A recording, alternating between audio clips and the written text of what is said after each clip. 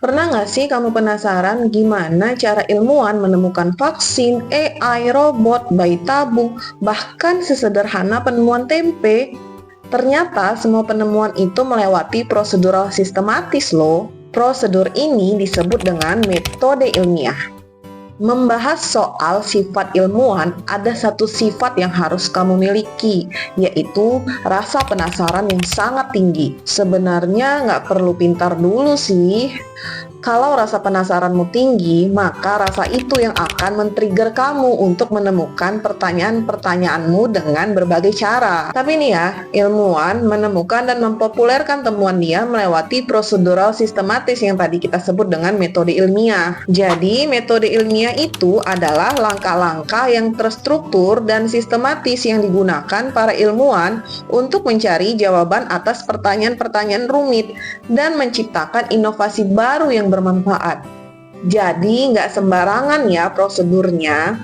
Misal nih, kita coba dulu masalah yang paling sederhana. Kamu merupakan pengusaha tempe yang saat ini lagi membandingkan tempe hasil produksimu dengan produksi sebelah. Kok enakan pabrik sebelah ya?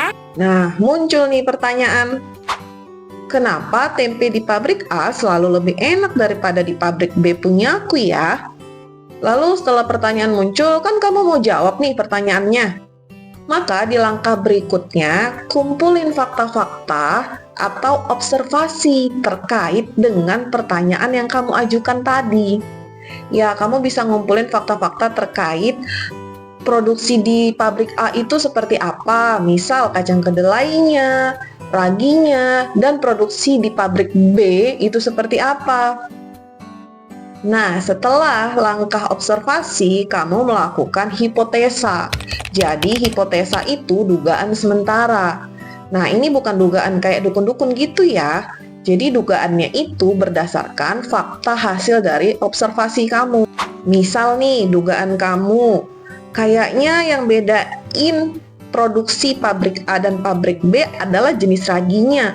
Pabrik sebelah itu raginya pakai ragi spesial nih. Atau bisa jadi mungkin kacang kedelainya. Nah, itu hipotesanya. Lalu setelah kamu mendudukkan hipotesa, maka waktunya uji coba.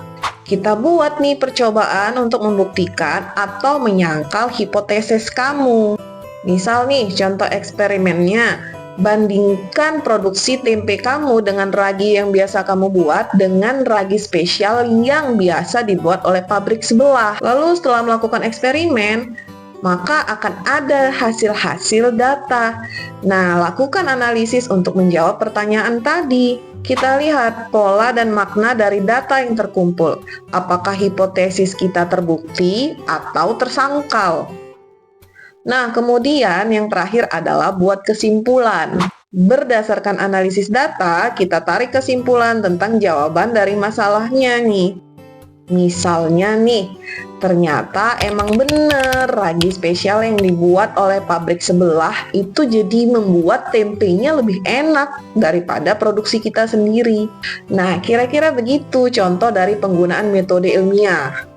Menemukan vaksin, AI, robot, smartphone itu melalui proses yang sama. Dan satu lagi, ilmuwan itu memang harus pantang menyerah. Pernah dengar nggak Thomas Alva Edison, penemu lampu pijar? Ternyata Thomas Alva Edison itu untuk menemukan lampu pijar itu melewati kegagalan hampir 1000 kali. Jadi metode ilmiah ini adalah kunci dari penemuan dan inovasi. Nah, sebagai catatan, metode ilmiah ini bukan hanya untuk para ilmuwan loh. Kita semua bisa menggunakannya dalam kehidupan sehari-hari untuk memecahkan masalah kita. Oke, segitu aja dulu videonya. Kalau kamu suka, like dan subscribe video ini ya. Stay curious. Bye.